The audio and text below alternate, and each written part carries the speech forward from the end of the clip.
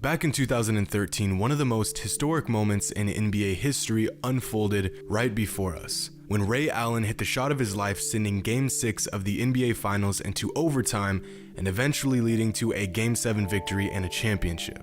This is arguably one of the most clutch shots in NBA history. If Ray Allen misses this, the Heat lose, done deal. What a moment. Looking back, most NBA fans would jump at the opportunity to witness history live, up close and in person. Well, most fans would. But not these people.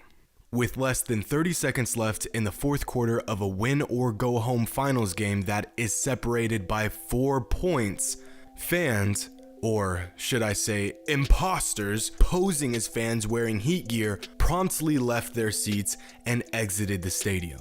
We are talking about one of the biggest moments in basketball within the last decade, and people are leaving to beat the traffic.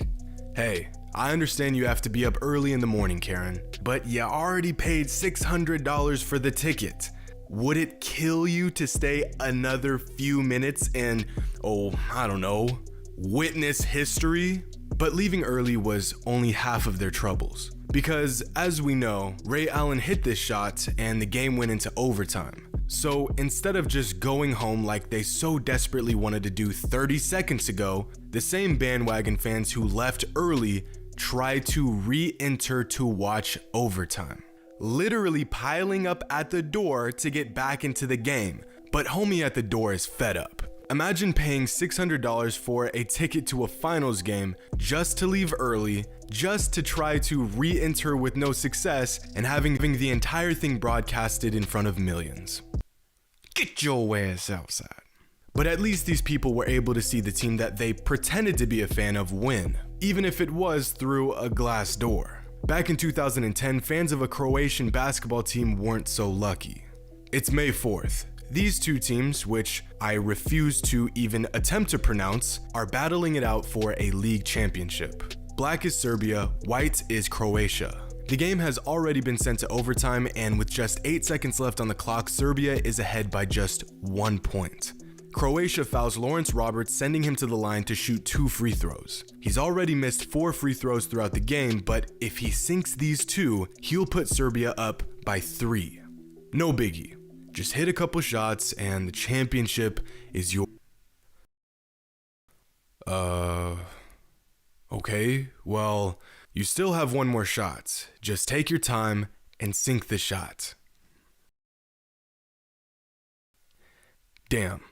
With 8 seconds left on the clock, Croatia pushes the ball up the floor and kicks it to Bojan Bogdanovic in the corner. He rises up and sinks the 3. With virtually no time left on the clock, Croatia has stolen the championship on a last-second shot. The players are pumped. The fans are going wild. What an amazing moment for this organization.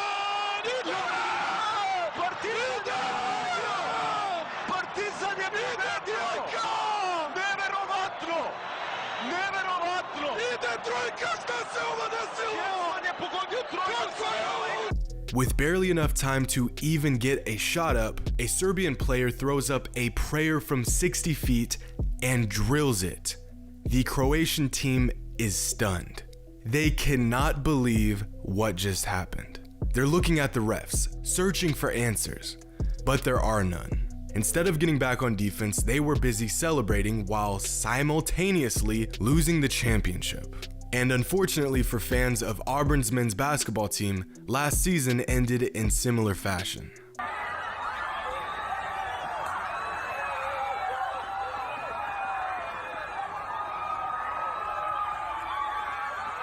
These are the sights and sounds of a fan base overwhelmed with excitement because their team is heading to the NCAA championship game. Except, they're not. See, last season Auburn and Virginia faced off in a Final Four matchup. After 40 minutes of intense back and forth play, Auburn finds themselves up by 2 points with just 1.5 seconds left on the clock.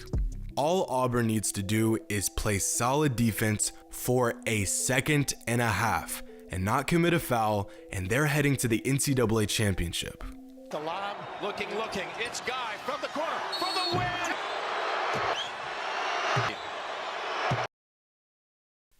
Well, all right. I guess it's all over for Auburn. A great season. Sucks it had to end the way it did, but at least... What's that? What is that sound? Are those Auburn fans cheering?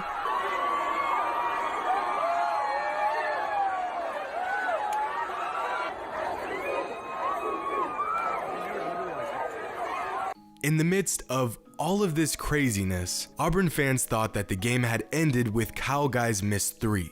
They thought their team was going to the championship. And for some odd reason, they're chanting SEC instead of their own school's name. But while they're celebrating in the streets, their team is losing the game. Of course, they wouldn't know that because they're, well, in the streets, not watching it. But it didn't take long for these fans to realize what just happened. And instead of admitting to their foolish behavior, they instead choose to get mad, pout, and be in denial of the entire thing. Another case of celebrating too early gone wrong. But as a fan, there isn't much you can do to help your team win.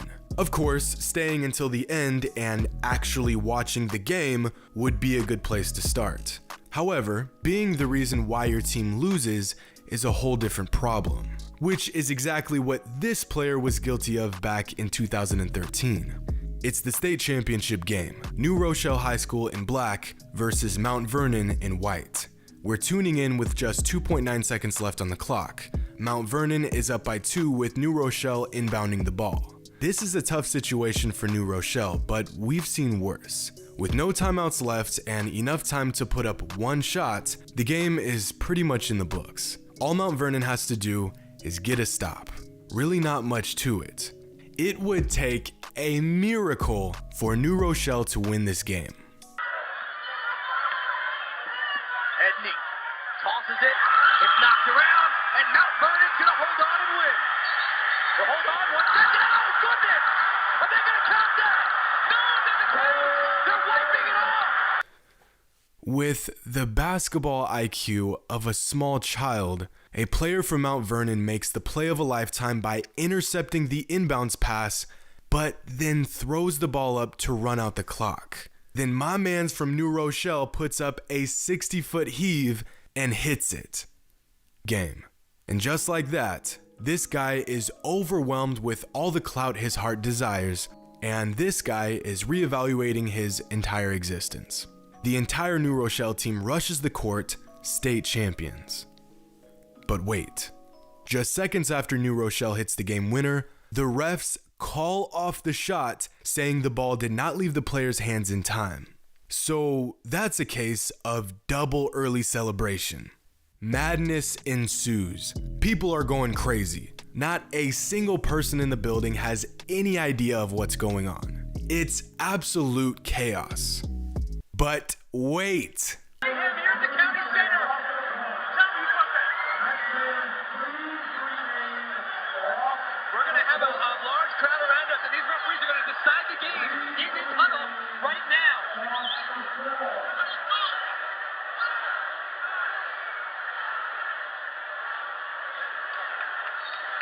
It counts. They're counting it. New Rochelle. Khalil Edney. The refs discuss the shot some more and come to the conclusion that the shot was good. So they re-reverse their call, and just like that, New Rochelle are state champions. What is going on? This has got to be the most chaotic thing I've ever seen on a basketball court. To make matters worse, the ref hits the entire arena with the call, then does the dash on him. Absolutely unbelievable. In a matter of 60 seconds, Mount Vernon goes from state champions to losing on a last-second prayer to state champions again to going out sad with no title. Truly an extreme case of celebrating too early. But I think all these players and fans could learn a thing or two about celebrating. There's a time and a place for it. And it's not locked outside the arena. It's not on the court, and it's definitely not while the game is still going on.